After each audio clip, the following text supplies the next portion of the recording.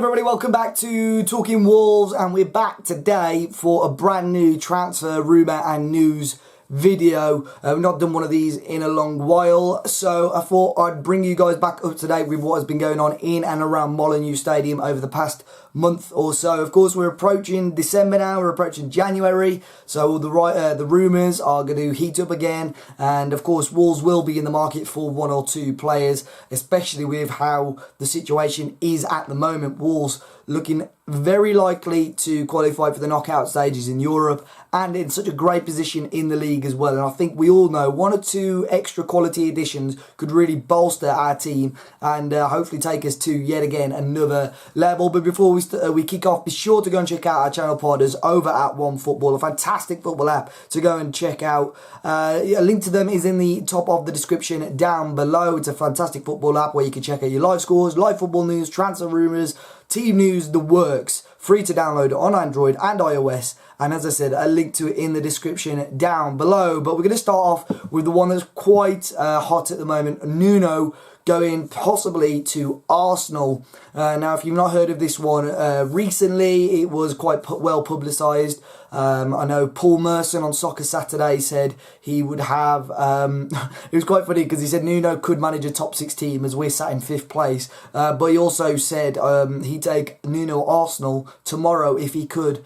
Since then, I don't know if it's because of that or a coincidence, the odds on Nuno started off at about 40-1, slashed right down for Nuno to become odds-on favourite as the next Arsenal manager. It looks increasingly obvious now that Unai Emery is not going to be staying there, and Nuno is the favourite to take over at that job. Now, personally, I cannot see him leaving. I know a lot of people have said how he'd be downgrading. I don't think that as such. I think Arsenal are a fantastic team. They're a huge club as well that are underperforming at the moment. They've got some quality players in there, and I think what has been their issue recently is defensively, hasn't it? And Nuno is such a great manager with setup and defensively. I think he'd work at Arsenal, but I just can't see it happening. Although there was a rumour after Wenger had gone that they did approach Nuno about a possibility of seeing him come to Wolves, but I think he has got it so well at the moment.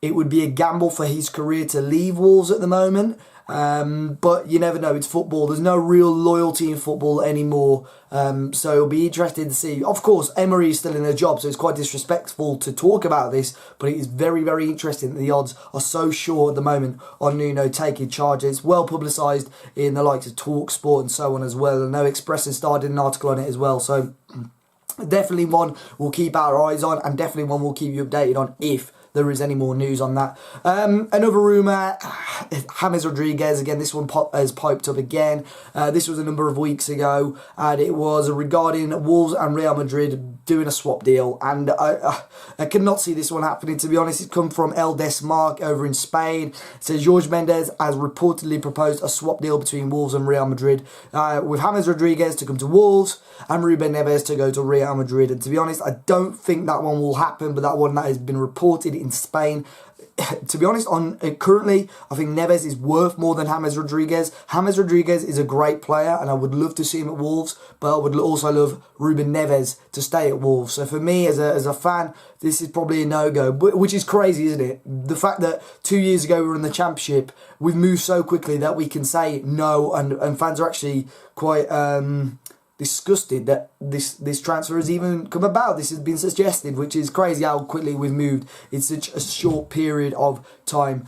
Player number 2 on the list, Dwight McNeil, doing quite well for Burnley. Burnley having a great start to the season as well. They're in the top 6 along with us at the moment. Wolves apparently were a number of clubs reportedly interested in Dwight McNeil. He's a young winger, Englishman, breaking into the England under-21s. Great player for Burnley, to be honest. Great young talent. He scored against us at Turf Moor last year as well. Apparently Wolves are one of 3 teams looking at him, Leicester and Everton as well, having a look at him, and are valued at around £30 million, which I think for an young English player in this current market isn't actually too bad. So Dwight McNeil is one there. That came from Team Talk though, not the greatest of sources, to be honest, so I would definitely take that one with a little bit of a pinch of salt. And number 3, this one came from Sunday Express. Of course, with Wolves in the market most probably for a centre-back with the current situation with Willy Bolly.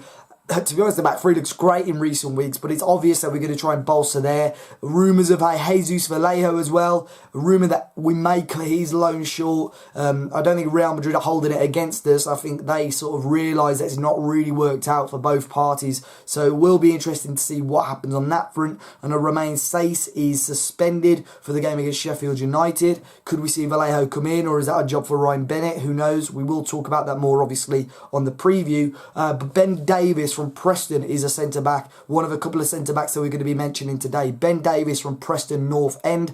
Wolves have reportedly been watching him a couple of times this season, and we are apparently planning to possibly make a move for him in the January transfer window. Again, an English player. I think that fills Wolves' quota quite well, but it's obvious that Wolves are actually looking more towards young, quite top-tier, high-quality players. So I don't really think Ben Davies suits as such. I think Dwight McNeil does, because he's a Premier League player and he's shown what he's worth in the Premier League, and he's sort of an England 21 international. Ben Davies for me, although Preston have started off quite strongly in the Championship, I don't quite think that one fits Wolves, to be honest. Another centre-back we've been linked with is Robert Koch. He's from SC Freiburg in the Bundesliga in Germany, 23 years old, recently made his Germany international debut, which fits the bill for me. A player at international level, playing international football for Germany as well, is quite a high step. Attracted a number of clubs, both in England and Germany. That story came from The Sun, but Robin Koch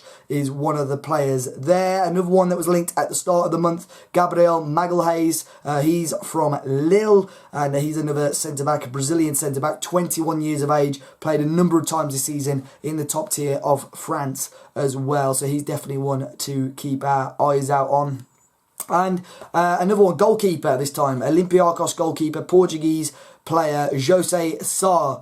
Now, the goalkeeper has been playing for the Greek club, done quite well recently, especially in the Champions League for the Greek club. Leicester, Arsenal, West Ham are also said to be looking at the player. That story came from Greece. However, it's going to be interesting to see what the situation is like with John Ruddy. I think his contract is up at the end of the season. There is no sign of that being renewed. Could we cash in on him in January?